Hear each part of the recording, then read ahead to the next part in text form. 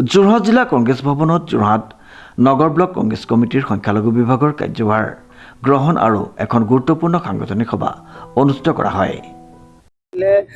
যোৰহাট নগৰ ব্লকৰ যিখন আমাৰ কংগ্ৰেছৰ সংখ্যালঘু বিভাগৰ কমিটি, সেই কমিটিখনৰ দায়িত্বভাৰ গ্ৰহণ আৰু এই সভাতে আমাৰ বিভিন্ন সাংগঠনিক আলোচনা হয় আৰু কিদৰে আমি সংখ্যালঘু এলেকাত আমাৰ সংগঠন আৰু শক্তিশালী কৰিব পাৰোঁ, এইটো আমাৰ আলোচনা হয়।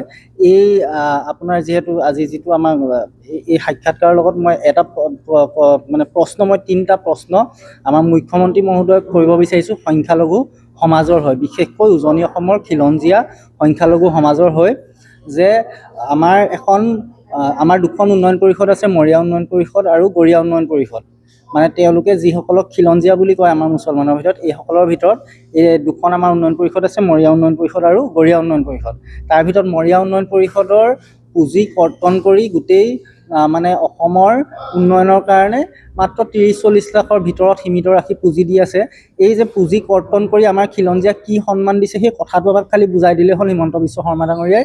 লগতে গৰিয়া উন্নয়ন পৰিষদকো কিয় উচিত পুঁজি দিয়া নাই, সেই কথাটো প্ৰশ্নটো উত্তৰ দিব লাগে। যিহেতু আমাক খিলঞ্জীয়া বুলি কৈছে, কিন্তু মুখেৰে ক'লেতো নহ'ব, আমাক তাৰ উচিত বস্তুটো দিবও লাগিব। সেইখিনি কিয় দিয়া নাই, সেইটো আমাক প্ৰশ্ন উত্তৰ লাগে।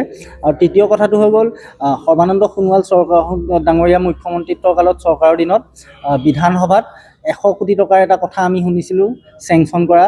সেই 100 কোটি টকাটোৰ ক'ত গ'ল, কি হ'ল, দিলে নে নিদিলে, এই কথাখিনিৰ ওপৰত আমাক এটা স্পষ্টীকৰণ দি দিলেই হ'ল।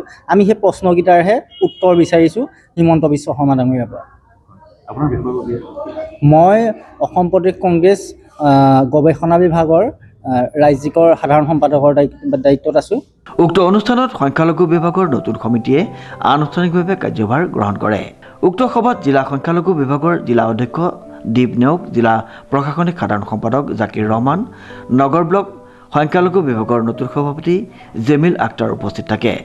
আজি আমাৰ জিলা কংগ্ৰেছৰ ভৱনত যোৰহাট জিলা মাইনৰিটি বিভাগৰ উদ্যোগত যোৰহাট টাউন ব্লকৰ মাইনৰিটি বিভাগৰ এটা কাৰ্যভাৰ গ্ৰহণ কৰা অনুষ্ঠান, আৰু এই অনুষ্ঠানতে আমাৰ যথেষ্ট তেওঁলোকৰ যি নতুন কাৰ্যনিৰ্বাহ বিষয়ববীয়া উপস্থিত থাকে। আমাৰ জিলাৰ মাইনৰিটি বিভাগৰ চেয়াৰমেন দীপ নেওগৰ নেতৃত্বত এতিয়া আমাৰ যোৰহাট জিলাৰ ভিতৰতে মাইনৰিটি বিভাগটো পূৰা আমি ষ্ট্ৰং হৈছে আৰু সক্ৰিয় কামত তেওঁলোকে সাংগঠনিক দিশত শক্তিশালী ৰূপত আগবাঢ়ি গৈ আছে।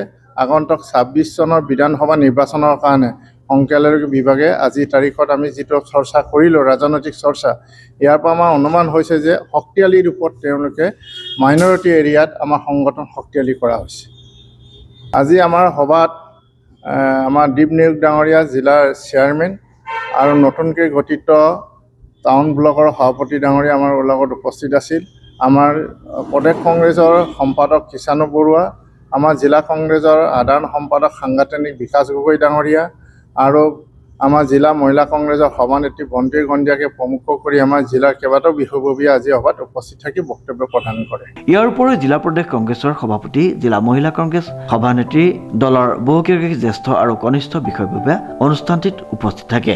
বক্তাসকলে সভাৰ আগন্তুক বিধানসভা নিৰ্বাচনৰ প্ৰস্তুতিৰ সন্দৰ্ভত আলোচনা কৰে। নমস্কাৰ কৰিছোঁ।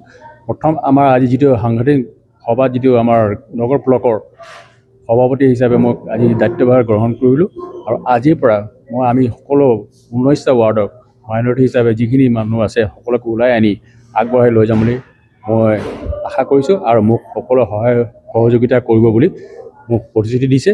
আৰু আগন্তুক লোকসভা বিধানসভা নিৰ্বাচনত আমাক সহায় সহযোগিতা কৰিব বুলি আশা কৰিছে। আৰু বিশেষকৈ মহিলা সমাজে যিখিনিভাৱে ওলাই আহিছে আমাৰ কাৰণে ভাল লক্ষ্য। লগতে সংখ্যালঘু সমাজৰ মাজত কংগ্ৰেছ দলৰ নীতি, আদৰ্শ আৰু কাৰ্যসূচী অধিক শক্তিশালীভাৱে প্ৰচাৰ কৰাৰ ওপৰত গুৰুত্ব আৰোপ কৰে।